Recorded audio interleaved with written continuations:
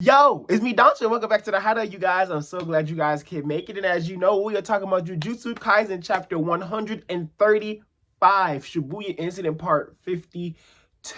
Yo, welcome back to the Hideout, you guys. I'm so glad you guys can make it. And if you like the content in this video, make sure you hit that like button, the subscribe button, and the bell icon. It is really appreciated of me, and I really hope you guys don't miss anything I bring to the channel, and you guys come back every single time with me, and you enjoy the time that we have together here on YouTube at Doncho's Hideout. So as always, I appreciate you guys, and please enjoy the video.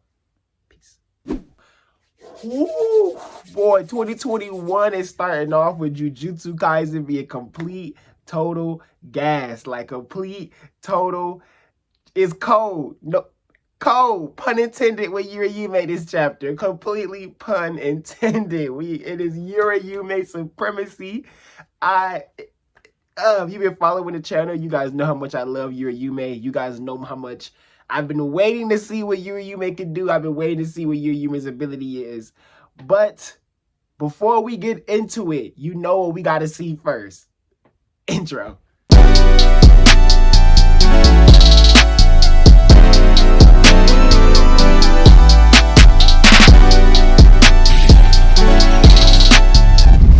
You guys, so here we are. Like I said, Shibuya Incident Part 52, and it started off pretty crazy, you guys. We're going to get right into this chapter because I'm excited to talk about it, okay? So first and foremost, we start off with Choso giving this explanation, right, of him talking about how he feels his brothers, and how he talks about how with his younger brothers, he can like feel when something changes happen to them, what type of transformation happens to them. So as we knew back in Original Obedience, when his two brothers had died, Choso had felt that immediately, and he was able to say to Hideout and Getu at the time, my younger brothers have been killed by Itadori and his friends, right? So that was automatically already known to us. But here in this part of this chapter, the beginning of the chapter, I guess this was Gege giving us that more, giving us that information again, and then Choso saying because of him having that type of understanding and him feeling that, right, he felt Itadori's death. Now, what kind of has, so when I say that he felt Itadori's death, right, when they say that, well, Akutami says that,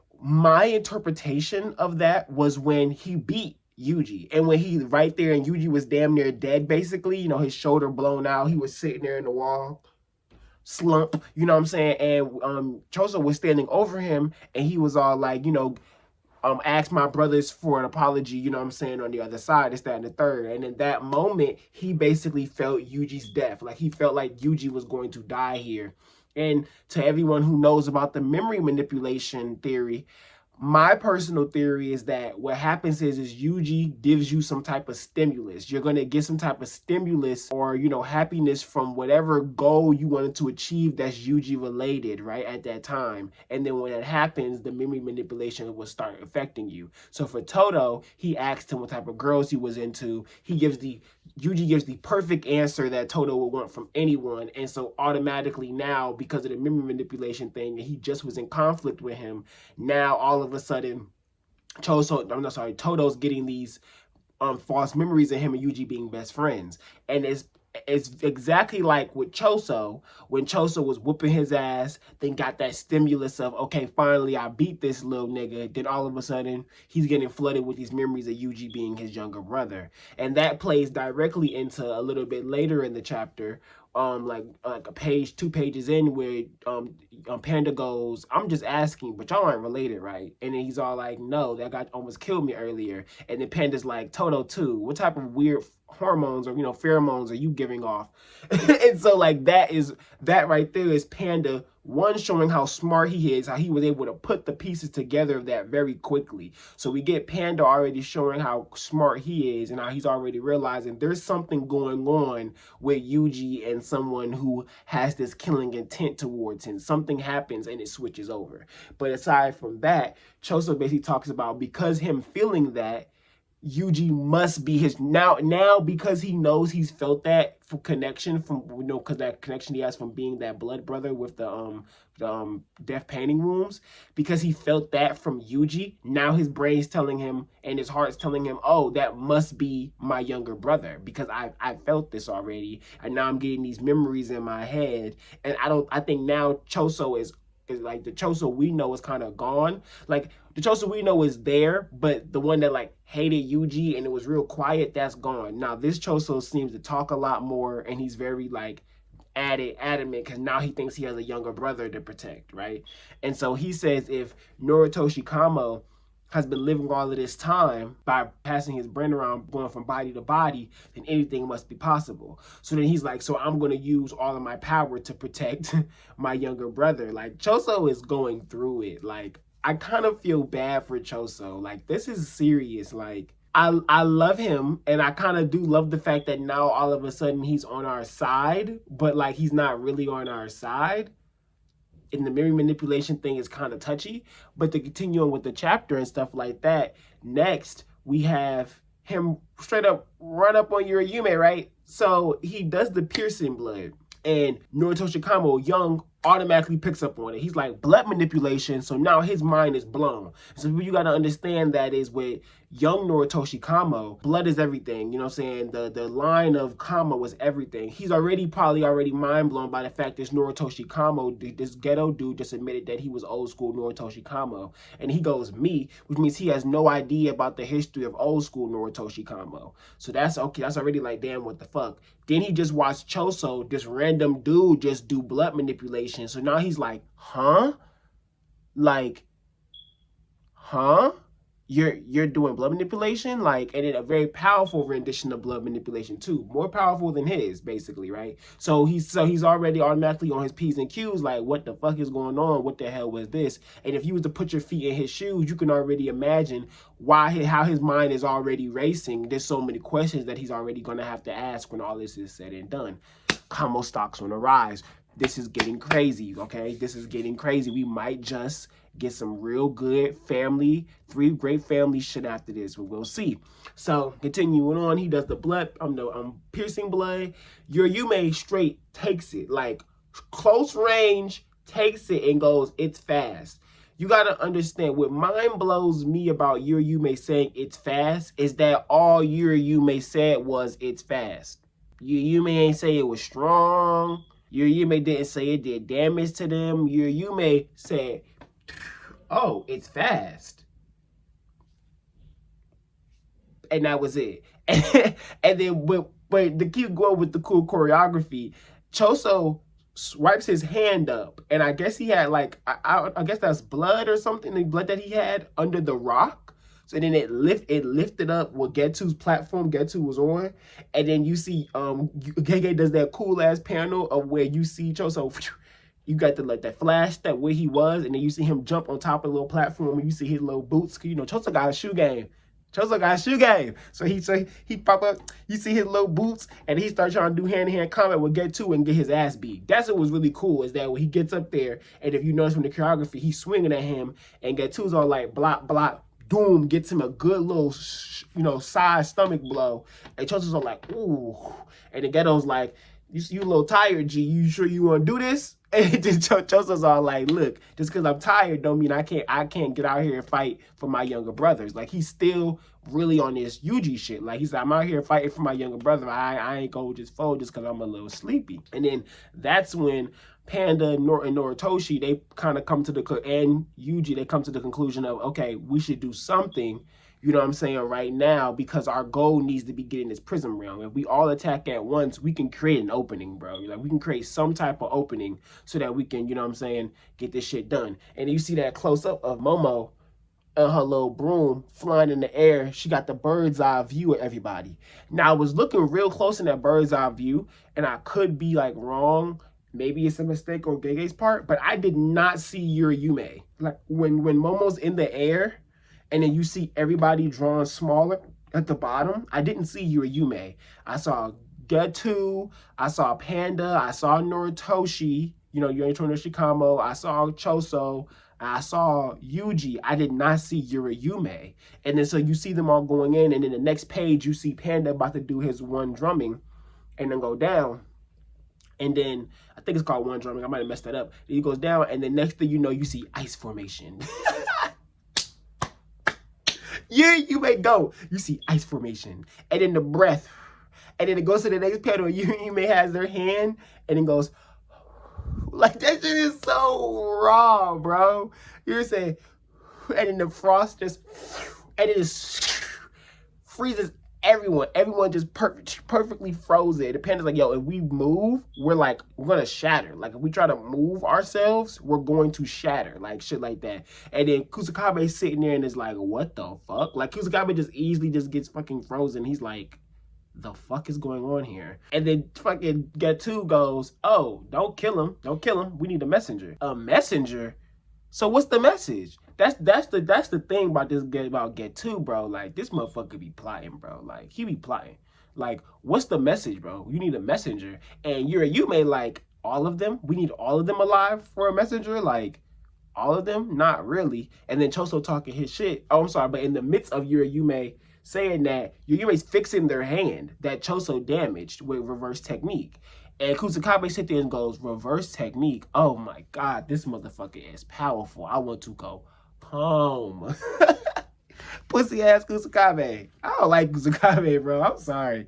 He a pussy. He only got some strength, I guess, because he has to have some type of strength, but he a pussy. But the thing is, though, is Momo said, y'all, we the only ones that can move. Because then Yuji kicks Choso out the ice because Choso's sitting there talking about this ice can't hold me. And I guess we're trying to heat his blood up so that he can break that ice. I think that's what that sound effect I was seeing was. He was trying to heat his blood up. That's why he's saying flowing scale.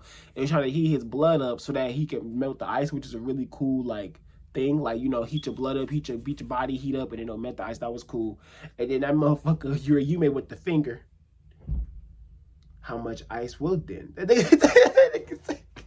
This ice can't hold me. Uraume said, how much ice will there? Like a little sharp ass ice finger. Like, I'm like, what the fuck is Uraume? Like, I don't know if Uraume is a curse user or a curse. I'll be completely honest. I'm assuming Uraume is a curse user because they look so humanoid. But then at the same time, it could be a curse, bro. And this could just be some type of form Uraume has or something. If Uraume and Sukuna know each other very well, it's clear Uraume is old as shit. So how has Uraume been alive all of this time? You know what I'm saying? If they've known Sukuna. You get what I'm saying? If we know Noritoshi Kamo, aka Getu, was moving the brain around different bodies, but what was Uraume doing? I guess preserving themselves in their ice or something? I don't know. But I mean, who would unfreeze you? I guess maybe themselves after a while. I don't know. I'm not entirely sure about that. Yeah, he got that finger out. He like, how much will it take? Then Yuji come out of nowhere and then kicks Choso's body out the ice. And then instantly Uraume's like, do you think that body is yours? Uraume not play. Uraume like, you think this body is yours, G? Like, you think this is you? You think that right there, what you just did with them 2 legs and them 2 arms is yours? That shit right there is crazy to me. And I like that Yuji is also realizing that the ice around my body wasn't that powerful. Because got it because of Sukuna. So it's making me wonder, like before I was saying, is Yuji seeing a little bit of what Sukuna is doing when they're switched? Because remember, when Yuji came back after Sukuna had that control for a little bit, it was like the memories of things that happened started hitting his head. And then he started screaming and freaked out and like leaned down and was like, oh my God, what the hell's going on? I'm a murderer, that and the third. So does he have those memories in his head of Uraume talking to Sukuna? Probably, I would hope so. That way, Yuji has some type of knowledge of what's going on. I don't want to keep him in the dark so long. You know what I'm saying? And then we have this nigga Choso. Yuji asks Choso, are you an ally? And Choso says, no. Then Yuji goes, what? And then Choso goes, I'm your big brother. He's like, no, I'm not an ally. I'm your big brother. Can you try to take this seriously? Like, what? He said, I'm your big brother. Can you try to take this seriously? Just call me big brother. Just one time. Like, what the fuck? Like, for as fucked up as it is that this man Choso's memory is like this, bro, Akutami is really... It's really hilarious for including those like little moments of Choso being like, you could at least call me big brother right now, bro. Like, the fuck you mean? Am I an ally? Like, that to me is hilarious that Akutami is doing that. It's like making this moment kind of wholesome, even though it's a fucked up moment, if that makes sense. It's hilarious, you know what I'm saying? But the next thing too is that when that happens and they basically get into the situation, what's the name does this wind attack? What's the name of it? Momo. And then Momo, which is cool. The tool manipulation thing is pretty cool. They do the wind attack, and then Momo's all like, yo, like, we're the only ones that can move. We have to stall for Yuta Sensei. So now, I say Yuta Sensei. So I'm wondering, what is Yuta able to do? Like, what is Yuta able to pop up, you know what I'm saying, as a semi-grade 1 to where she needed time to stall. And I'm thinking, is this really Yuki that just showed up at the end here? Or did Yuta do something to make it seem like Yuki showed up? Which would be pretty damn cool. But we'll see. I think if anything, Get2 might call that out, unless he can't call it out. You know, it all depends.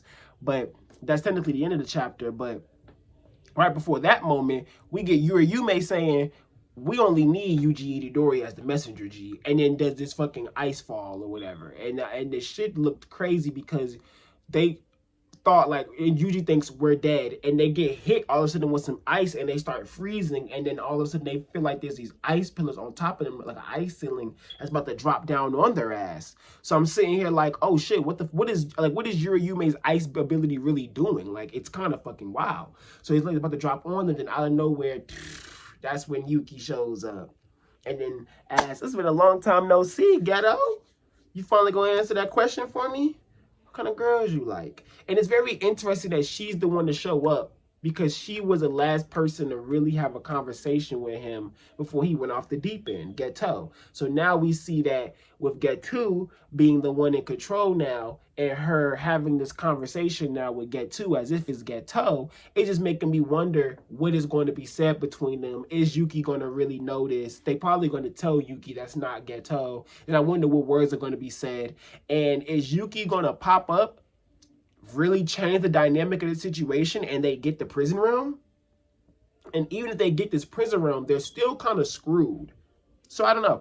It's a lot of things that I'm not sure of, but I'm also kind of like, this is exciting. Like, once again, Akutami comes in and is just keeping us fucking rolling, bro. I'm ready to see what Yuki can do. I hope we see Yuki show out and put some hands out here and show us that these special grades are special grades. You know what I'm saying? We already know Geto and Gojo are strong, but if Yuki come out here and give Get2 some hands, I'm yelling Yuki supremacy. I'm gonna be yelling it. And maybe this might be add up to a chance of Yuji getting some type of training arc out of Yuki, you know, Yuji, you know. But we'll see, you know.